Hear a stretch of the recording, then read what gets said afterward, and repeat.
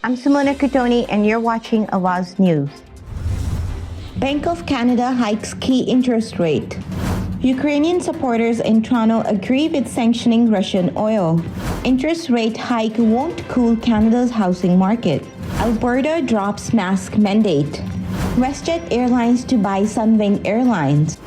Freedom Convoy organizer Tamara Leach shackled in court. Ontario invites international student graduates and workers in 5 PNP draws.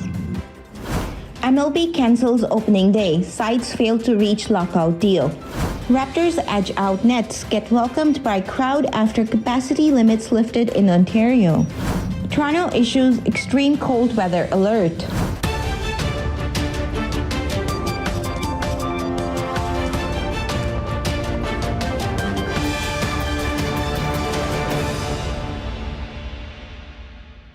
Canada has the largest Ukrainian population outside of the Ukraine itself and Russia, with over 1.3 million Canadians of Ukrainian descent across the country. Canada takes over $600 million of Russian oil every year, but suppresses our own ethical oil coming from Western Canada through the cancellation of pipelines, the federal carbon tax, and more. Even America has done the same, increasing reliance on Russian oil. This past weekend, a large crowd of Ukrainian Canadians and their supporters were seen outside of the U.S. consulate in Toronto. Housing experts say prospective home buyers hoping today's interest rate hike will cool the country's heated real estate market will likely be disappointed. They believe pent-up demand for home is so high and supply is still so scarce that the Bank of Canada's decision to hike the rate to 0.5% won't take much of an edge off real estate market. Interest rate hikes typically weigh on homeowners with variable rate mortgages because many banks use the central bank's key rate to dictate how they should change their prime interest rate. RBC Bank said it's increasing its prime rate to 2.70% from 2.45%. WestJet Airlines Limited is acquiring Sunwing Airlines as competition in the Canadian travel market heats up. Crystal Hill, Vice President of Cube 4070, the union that represents WestJet flight attendants, says executive informed her that the purchase announcement would be going ahead today.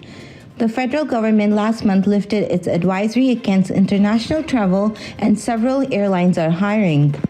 Freedom Convoy organizer Tamara Leach appeared in court today seeking a bail review. Leach, who was denied bail last week, appeared in court wearing shackles around her feet, which made it difficult for her to move.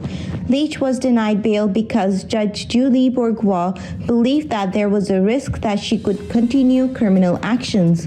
Leach had argued that the judge who ruled against her receiving bail was a Liberal candidate in 2011 and holds bias against her therefore. Over the past 2 days, Ontario has held 5 draws inviting immigration candidates to apply for a provincial nomination. About 1,493 immigration candidates are now one step closer to becoming permanent residents in Ontario. The Ontario Immigrant Nominee Program invited 173 immigration candidates who may be eligible for the PhD graduate stream.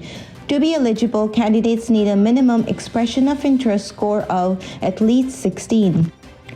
Major League Baseball has canceled opening day, with Commissioner Rob Manfred announcing today the sport will lose regular season games over a labor dispute for the first time in 27 years after lockout talks collapsed in hours before management's deadline.